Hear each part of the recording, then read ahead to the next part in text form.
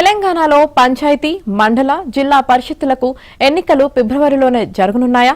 ఈ నెల 26 నుంచి అమలు కానున్న పథకాల వేడిలోనే ఈ ఎన్నికలను కానిచ్చేందుకు రేవంత్ సర్కార్ సన్నద్దమవుతుందా?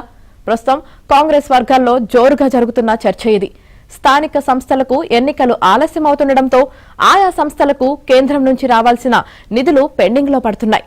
దీనికి తోడు ఎన్నికలను త్వరగా నిర్వహించాలంటూ స్థానిక నేతల నుంచి ప్రభుత్వం, పార్టీపై ఒత్తిడి పెరుగుతోంది.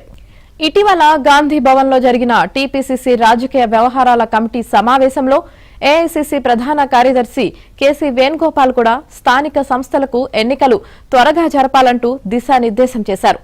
ప్రభుత్వం ఏర్పడి ఏడాది అయిందని, కార్యకర్తలను, స్థానిక నాయకత్వాలను కాస్త పట్టించుకోవాలని నేతలకు చురకలు వేశారు.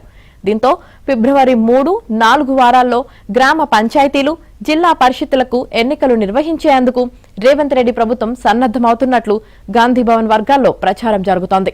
ఫిబ్రవరి 3వ వారంలో 3 విడతలుగా గ్రామ పంచాయతీలకు, 4వ వారంలో ఎంపీటీసీ, జెడ్పీటీసీలకు ఎన్నికలు నిర్వహించేందుకు సన్నాహాలు జరుగుతున్నట్లు ప్రభుత్వ వర్గాల సమాచారం. ఫిబ్రవరిలో స్థానిక సంస్థల ఎన్నికల నిర్వహణకు బీసీ రిజర్వేషన్ పెంపు అంశం చిక్కుముడిగా మారింది. ఈ ఎన్నికల్లో బీసీలకు 42% రిజర్వేషన్ అమలు చేస్తామని అసెంబ్లీ ఎన్నికల సందర్భంగా కాంగ్రెస్ పార్టీ హామీ ఇచ్చింది. ఈ మేరకు తెలంగాణ వ్యాప్తంగా ఏ కులాల జనాభా ఎంత ఉంది, వారి రాజకీయ, ఆర్థిక, సామాజిక స్థితిగతులు ఎలా ఉన్నాయి అనే విషయాలు తెలుసుకునేందుకు ప్రభుత్వం కులగణన సర్వే నిర్వహించింది. సీఎం రేవంత్ రెడ్డి దావోస్ పర్యటనను ముగించుకుని వచ్చాక ఈ సర్వేపై మంత్రివర్గం సమీక్ష చేపట్టనున్నట్లు సమాచారం. ఆ సమావేశంలోనే సర్వే నివేదికను ఆమోదిస్తారని, ఆ తర్వాత ప్రత్యేకంగా అసెంబ్లీ సమావేశం నిర్వహించి చర్చ చేపట్టే అవకాశముందని కాంగ్రెస్ వర్గాలు చెబుతున్నాయి.